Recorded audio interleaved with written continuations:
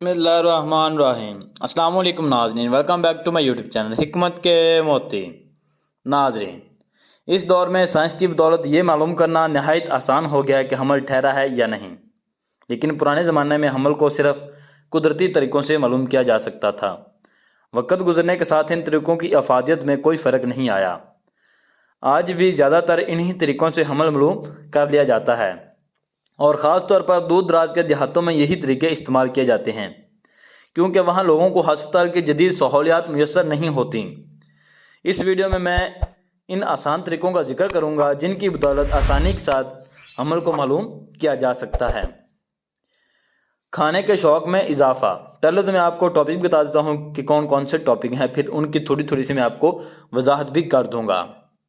کھانے کے شوق میں اضافہ، متلی، حیض نہ آنا، سینے میں درد، بار بار پیشاب آنا، طبیعت میں بوجھل پن کا احساس، شدید قے، سپاٹنگ، معمولی خون آنا اور پٹھوں میں کھچاؤ ہونا۔ کھانے کے شوق میں کس طرح اضافہ ہوتا ہے؟ یہ ایک عام بات ہے، حمل ٹھہرنے کے بعد خواتین کی کھانوں کی پسند تبدیل ہو جاتی ہے۔ حمل کے دوران اچھے لگنے والے کھانے برے لگ سکتے ہیں اور برے لگنے والے کھانے اچھے لگ سکتے ہیں۔ اور متلی کو مارننگ سکنس بھی کہا جاتا ہے۔ متلی کو حمل کا ضروری حصہ سمجھا جاتا ہے جس سے چھٹکارا پانا مشکل ہوتا ہے۔ صبح کے وقت متلی کا احساس حمل کی پہلی علامات میں ہو سکتا ہے، تاہم حمل ٹھہرنے کی وجہ سے دن میں کسی بھی وقت متلی کا سامنا کرنا پڑ سکتا ہے، لیکن ادرک کے پاؤڈر یا پانی کی مدد سے حمل کے دوران ہونے والی متلی سے چھٹکارا پایا جا سکتا ہے۔ اور حیض نہ آنا۔ جب عورت حمل کے ابتدائی مرحلے میں داخل ہوتی ہے تو اسے حیض نہیں آتا۔ جب کوئی خاتون حاملہ ہوتی ہے تو پروجسٹرون کی مستقل پیداوار سے حیض کی علامات ظاہر نہیں ہوتی۔ پروجسٹرون ایک ہارمون ہے جو حمل کو ابتدا میں برقرار رکھنے کے لیے اہم کردار ادا کرتا ہے۔ سینے میں درد۔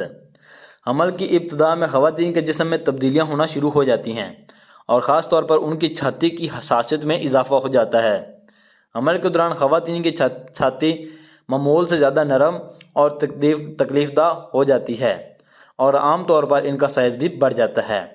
چھاتی میں کچھ مزید تبدیلیاں بھی ظاہر ہو سکتی ہیں، جن میں رگوں کا زیادہ نظر آنا اور چھاتی کا رنگ گہرا ہو جانا شامل ہے۔ بار بار پیشاب آنا۔ حمل کے ابتدائی دنوں میں خواتین کو بار بار باتھ روم جانا پڑ سکتا ہے۔ حمل کی وجہ سے گردوں میں خون کے بہاؤ میں اضافہ ہوتا ہے، جس سے تھوڑی دیر بعد پیشاب کی ضرورت محسوس ہو سکتی ہے۔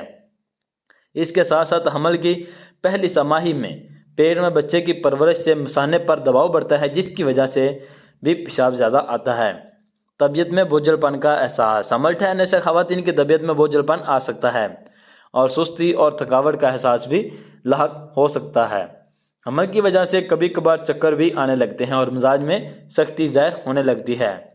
شدید قے۔ حمل کے دوران بہت سی خواتین کو شدید متلی اور قے کا سامنا کرنا پڑ سکتا ہے۔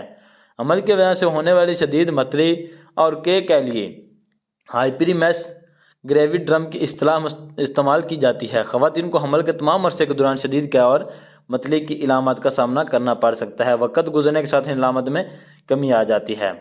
سپاٹنگ یعنی معمولی خون آنا۔ عام طور پر حمل کے دوران خواتین کو حیض نہیں آتا، لیکن حمل کی وجہ سے معمولی خون آ سکتا ہے۔